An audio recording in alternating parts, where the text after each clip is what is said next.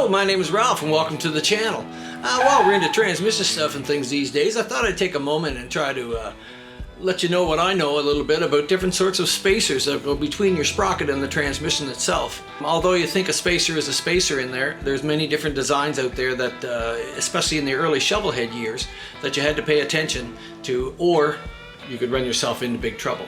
So I'm going to try to run through some of the things that I know about it, and I'm going to kind of put things in a diagram there in a bit, and you can always revert back to that to see the numbers and see where they are and what years they are, and I hope that that helps you out.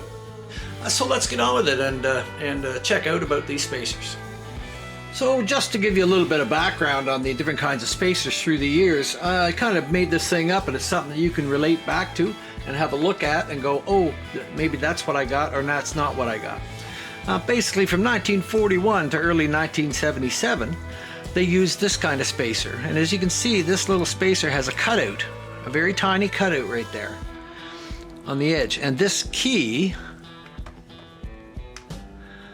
would slide into the cutout and into the grooves on a 4-speed transmission gear. So it would slide in here and lock in with it. And you can see here where the key is inserted into that little groove there, and that's what locks the spacer in place. 4-speed ratchet top was easily identifiable by this big ratchet assembly up here, and the top of this was flat compared to the cowpie transmission. As you can see in here, we have the small spacer in here, but it has no locking tab to lock the sprocket to the spacer. That indicates to me that this is like a 78 to 79 transmission. Had it had the small key in there, like so, the key would slide in here and it would go into a slot in the spacer. It would actually fit in there, so the both would turn together. But this being a 77 and up, they improved that a little bit, and that's why it doesn't have it. But as you can see, the ratchet top transmission is easy to tell what it is. In behind it they put a cork washer and this seal. So the cork washer would go in behind and the seal, and then this through this. This is the cork that goes in there behind the seal. It worked fairly well. It was okay for a while. But then in 1977 they decided that this key wasn't the best setup. I don't know whether it was because it would oil so much, but they decided to change their mind. So basically what they did was make this same sort of spacer, but they eliminated the key from 77 to 79. In 1980 to 81, they changed to the cowpie transmission, of course, and that made the world of difference for seals and everything. So then they went to this kind of one, and this seal here, the small rubber seal. 1980 up was sort of their kick at the design of putting in these small, thin rubber seals, which again didn't prove out to be too well. They also minimized the size of the bearing that went on 4th gear here. They made it even smaller. So between those kind of factors, I don't think it worked out too well, because in 1982 to 84 or 85, they changed it again. They made the cage for this a little bit larger for some more support, but the inside diameter remained the same. It wasn't the best setup, and they showed that by 1982 to 1985, they again changed the spacer, and they changed it to an even larger seal. Now these seals were the beginning of the 5-speed seals like this, which were very thin. Up to then, we'd always used the steel seals. By the time we got up into the larger type of seal, fortunately for us, James Gasket was on the bandwagon and making us a killer seal to help alleviate these problems. James Manufacturing, being James Genuine Gaskets, came out with a beautiful seal like this that was a steel outside instead of the rubber. So it made it lock into the case a whole lot better.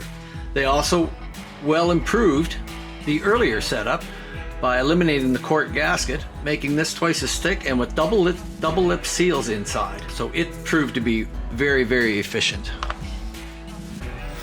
So they ran these same sort of seals, although the diameters were a little bit different. So we have to keep an eye on which seal is right for what. They show most seals listing from 80 to 84, but I think that they will fit the other years. I'm not quite sure. I believe these are exactly the same. And then there's the 82 to 86. They remain basically the same.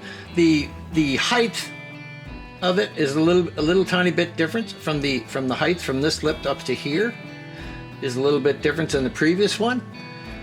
Other than that, they should be virtually the same. Once we stepped up to 1986 and about 2006 5-speeds, the seals changed again. And they greatly improved their oiling system. Their spacer looks like this. And it actually has a chamfered edge in it. Inside of that, they put this quad seal, they call it. And that goes in the transmission like that. And it's clamped up in there.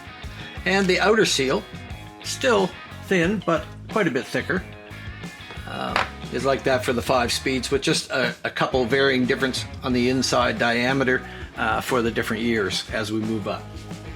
And here's a nice clean shot that shows on the 1941 to early 77, they used the needle bearings.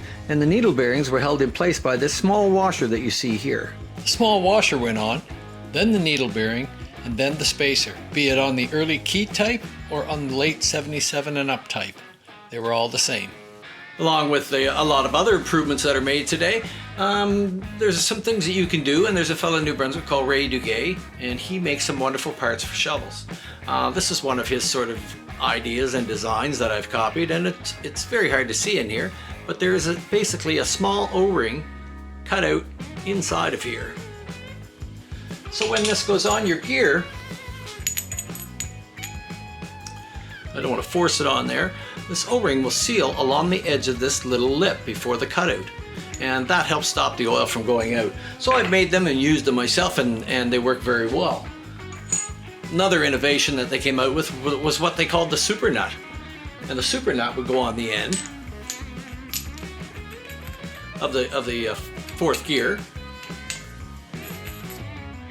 and it would have an additional seal in it, as well as the seal that was in the fourth gear itself. The only problem with it was that in quite a few applications, because of this one, as you can see, has been mashed down, quite a few applications, this nut was too tall and the inner primary would hit it. So it was more suited for open belt drive applications and things like that, where you really wanted to seal it up. Also to accommodate for the spacers sometimes, in the earlier years, like pre-80, sometimes your sprockets would come like this with a cutout in it. And that's so when it went onto the transmission here, it allowed it a little bit of space. They flattened the sprocket in 1980, and lo and behold, the sprocket jammed up. So they had to put that spacer on there for the new flat sprocket in order for that to work. So I hope you enjoyed this little talk about spacers. I'm no expert, but there are some facts that are out there that I'd like to pass on for people, especially having to do with these old vintage machines. Someone has to get it out there, let you know what's out there. There's lots of guys that want to work on them.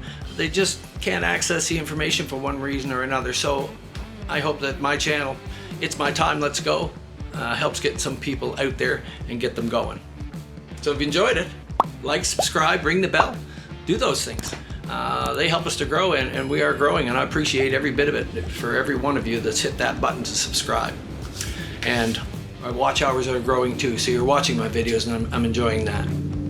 All right, on to something else.